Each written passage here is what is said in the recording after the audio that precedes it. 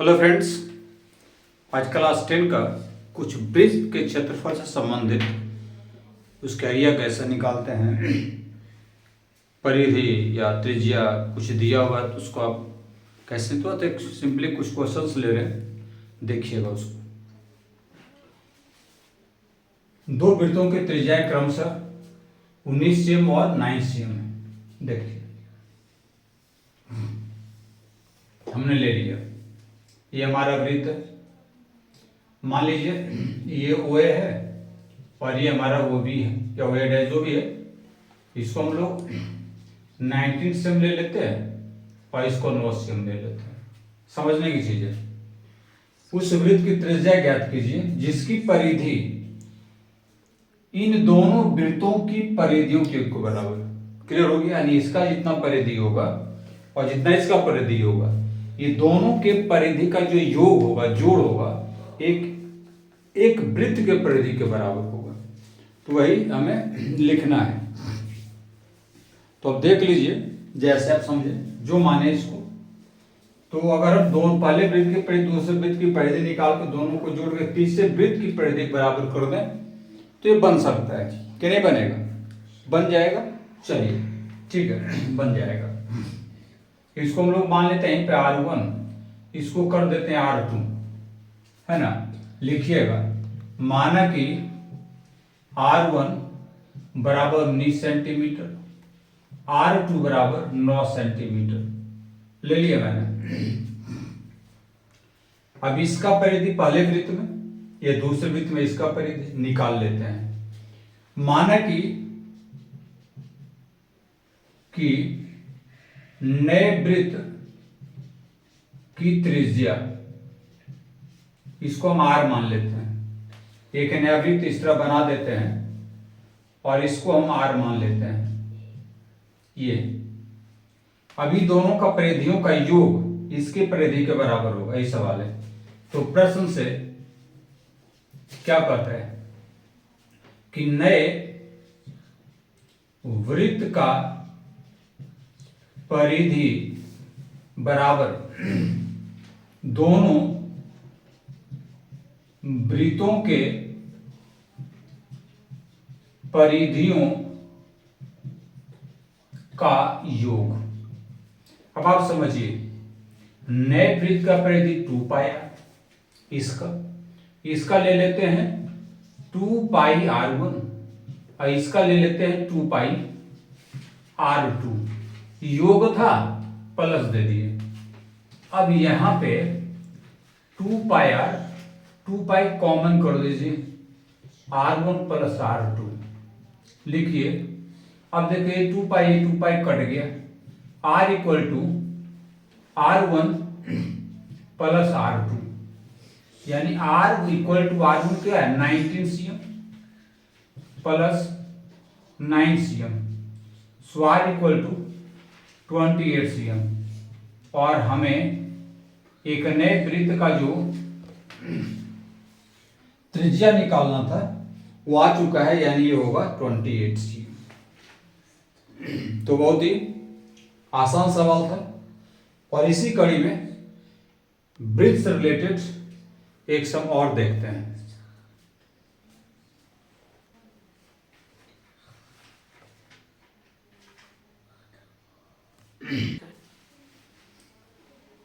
तो अब देखते हैं, इसी का हमने दूसरा सवाल लिया है। दिया कि दो वृत्तों की त्रिज्याएं क्रम 60 cm और 6 cm है। पहले सवाल में हमने सॉल्व किया था कि दोनों के परिधि दी हुई थी, तो दोनों के परिधियों का जो योग था एक तीसरे वृत्त के परिधि के बराबर था। उस आधार पर हमको जो तीसरा वृत्त था उसका त्रिज्या निकालना था। और यहाँ पे हम बस उसी तरह का सवाल बस एरिया से रिलेटेड है। तो हम ऐसा करते हैं कि सबसे पहले ये समझ लेते हैं, एक ये त्रिभुज और एक ये फिगर्स बनाकर समझने में थोड़ा आसान होता है। और मान लेते हैं ये हमारा R1 है, ये हमारा R2 है, और एक तीसरा जो वृत्त का क्षेत्रफल होगा उसको कंसीडर कर लेते हैं R। ठीक है, और इस आधार पे यहाँ पे लिख देंगे, माना कि R1 बराबर है 8 cm और R2 इक्वल टू 6 cm। ये दोनों वृत्त के क्षेत्रफलों का योग एक तीसरे वृत्त के क्षेत्रफल के बराबर होगा, तो उसका त्रिज्या निकालना है। माना कि नए वृत्त की त्रिज्या बराबर R, तो प्रश्न से लिखेंगे, प्रश्न से नए वृत्त का क्षेत्रफल, नए वृत्त का क्षेत्रफल यानी इसका जो क्षेत्रफल होगा ये दोनों के क्षेत्रफलों के योग के बराबर होगा। दोनों वृत्तों के क्षेत्रफलों, दोनों वृत्तों के क्षेत्रफलों का योग। और इस आधार पे पहले हम पाई आर स्क्वायर लिखते हैं, नए वृत्त का जो क्षेत्रफल को, इसका हो जाएगा पाई R1 का स्क्वायर प्लस पाई R2 का स्क्वायर। इस आधार पे लिखते जाएंगे, पाई को कॉमन कर लीजिए, R1 स्क्वायर R2 स्क्वायर। अब ये देखिए पाई और पाई कट गया, बच R स्क्वायर, R1 का स्क्वायर प्लस R2 का स्क्वायर। फिर लिखिए R1 का वैल्यू यहाँ प्लेस कीजिए 8 cm स्क्वायर, R2 के जगह पे आप लिख दीजिए 6 cm का स्क्वायर। अब आगे बढ़ते हैं, R स्क्वायर हो जाएगा 64 cm square plus 36 cm square, और यहाँ लिखेंगे 100 cm स्क्वायर। अब R स्क्वायर और ये होता है 10 का स्क्वायर 100, ये square cancel, so R equal to 10 cm, और यही हमें रिक्वायर्ड था, यानी ये कितना आ गया, ये 10 cm आ गया। तो इस तरह के सवाल अक्सर एग्जाम में आते हैं और पूछे भी जाते हैं, तो थोड़ा सा इसको देख लीजिए, ध्यान दें, ठीक है, कि किस तरह से लिखा जाता है और कैसे बताया जाता है। अब हम चलते हैं इसके इसी प्रकार के तीसरे प्रश्न के तरफ। तो अब हम इस प्रकार के प्रश्न को देखते हैं। किसी कार के प्रत्येक पहिए का व्यास 80 सेंटीमीटर है। देखिए पहिया गोल होता है और ये इसका व्यास है, ठीक है, क्या दे रखा है, तो 80 सेंटीमीटर। तो जब व्यास हमारे पास दिया है, यानी व्यास हम लोग डी लिखते हैं, ये 80 सेंटीमीटर है, तो भैया इसका त्रिज्या निकाल लो ना। त्रिज्या R होगा, डी बटा 2 यानी व्यास बटा 2, तो 80 सेंटीमीटर बटे 2, ये कट के आ गया 40। कितने आ जाएंगे, 40 सेंटीमीटर हो गए इसके, यहां से यहां तक की दूरी 40 सेंटीमीटर। अब आप ये सोचिए कि एक कंप्लीट रिवॉल्यूशन अगर ऐसे घूमेगा एक बार, तो उसका परिधि हो जाएगा।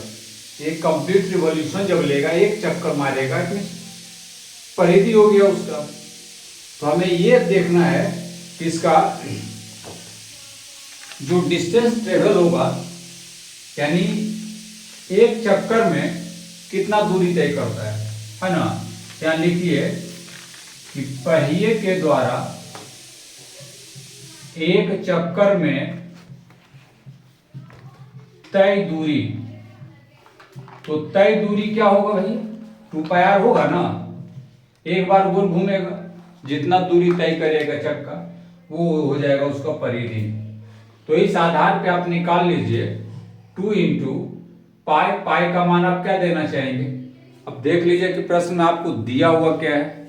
अगर आपको जो दे लिखना चाहें तो लिख दीजिए, और ये 7 गुने 40 कर दीजिए, इतना सेंटीमीटर, तो आ जाएगा 44 गुने 4, 44 गुने 4 हो जाएगा कितना, 4 चौक 16, 100 बच गया 1, इतना 7 cm। ये तो आप लिख सकते हैं। एक चक्कर में ऐसा है, यदि कार 66 किलोमीटर प्रति घंटे की चाल से चल रही है, तो 10 मिनट में। अब यहाँ समझिएगा जरा प्रश्न का एक जो मेन पॉइंट दे रखा है वो देखिए। कहता कि कार 1 घंटा में, प्रति घंटा में से घंटा, 1 घंटा में 66 किलोमीटर की चाल से चल रही है। तो बताइए कि 10 यानी कि 60 मिनट में चलता है 66 किलोमीटर। पहले तो इसको आप समझिए, है ना। यानी अगर आप देखें कि कार की चाल क्या है, कार की चाल कितना है भाई, 66 किलोमीटर प्रति घंटा, ऐसा है। तो ऐसा करते हैं, इसको हम ले आते हैं, क्योंकि यहां में यूनिट सेंटीमीटर है और यहाँ किलोमीटर दे रखा है, निकालना है मिनट में, दे रखा है आवर में।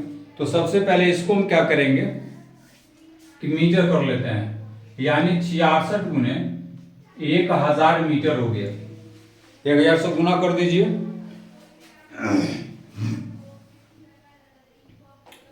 और जो सेंटीमीटर में हमें लाना है इसे 100 से और गुना कर दीजिए।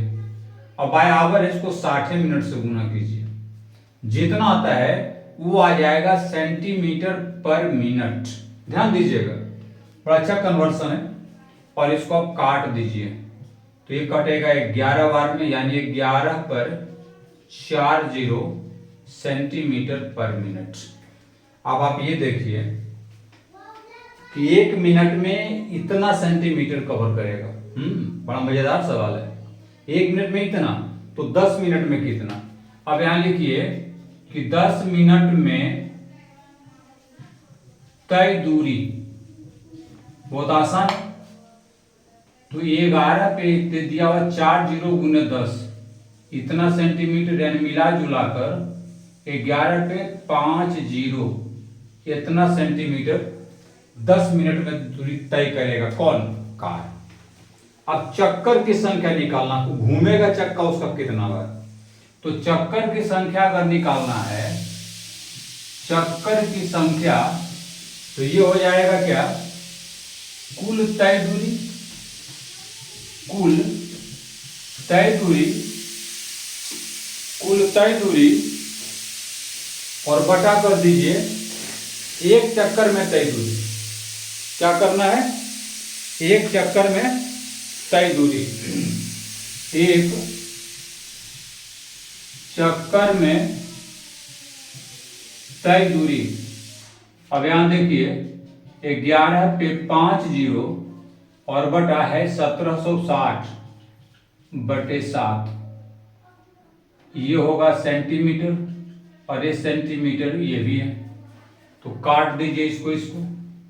अब आएगा 11 पे 50 7 ऊपर और 1760, इतना आएगा। इसको आप कैलकुलेट करेंगे, हम देख लेते हैं कैलकुलेशन इसका क्या कहता है। और ये कैलकुलेशन इसका कहता है 4375 चक्कर, इतने रिवॉल्यूशन होंगे। तो यही आंसर आप कैलकुलेट कर लीजिएगा। हम किए हुए हैं इसलिए मुझे ये मालूम हो गया। जैसे आपको लगे आप काट सकते हैं। और आगे देखते हैं फिर क्या कहता है सवाल। तो एक बार फिर से इसको सॉर्ट आउट कर लीजिए। कहने का मतलब, एक कार के पहिए का व्यास दे रखा है, तो हमें त्रिज्या निकालने की जरूरत है। और जब त्रिज्या निकाल जाएगी तो हम ये मन में रखेंगे कि जब कोई भी कार का पहिया एक बार घूमेगा तो उसका परिधि होगा, यानी एक चक्कर में कितना दूरी तय करता है। 2 पाई के फॉर्मूला उसको निकाल देंगे, मैंने त्रिज्या का मान रखते हुए। उसके बाद कार की चाल दे रखी थी कि 1 घंटा में 66 किलोमीटर है, हमें तो यहाँ सेंटीमीटर था, तो हम किलोमीटर को कर दिए सेंटीमीटर और घंटा को कर दिए मिनट में। कन्वर्सन करके हम सेंटीमीटर पर मिनट ले आते हैं। और 1 मिनट में जितना सेंटीमीटर दूरी तय होगा तो 10 मिनट में कितना होगा, उस आधार पे हमें सेंटीमीटर मिल जाएगा। अब चक्कर की संख्या निकालनी है, तो इसका एक सिंपल सा फॉर्मूला है कि आपको कुल तय दूरी बटा एक चक्कर में तय दूरी, और इस आधार पे अगर आप बनाएंगे तो आपका ये आंसर आ जाएगा। और बहुत ही इंपॉर्टेंट सवाल है, इस तरह के सवाल बोर्ड में आते हैं और कंपटीशन में भी आते हैं। तो यही इसका कंसेप्ट है। हमें उम्मीद है कि आपको ये पसंद आया होगा। और फिर अगर आपको ये पसंद आया, अच्छा लगा, तो बस हमें उम्मीद है कि आप हमें सपोर्ट करेंगे। लाइक, शेयर और सब्सक्राइब तो ज़रूर कीजिए। और जैसा कि मैंने आपको बताया है कि अब हमारे चैनल पे डे बाय डे कुछ ना कुछ वीडियो हर क्लास रिलेटेड 9, 10, 11, 12 वीडियो आएंगे। तो सब्सक्राइब करके रख लें। अपने दोस्तों या शुभचिंतकों को जिसको इनका ज़रूरत हो सकता है उन तक आप शेयर कर दीजिए, तो और 4 चांद लग जाएगी। तो चलिए मिलते हैं फिर अगले वीडियो में, तब तक के लिए धन्यवाद।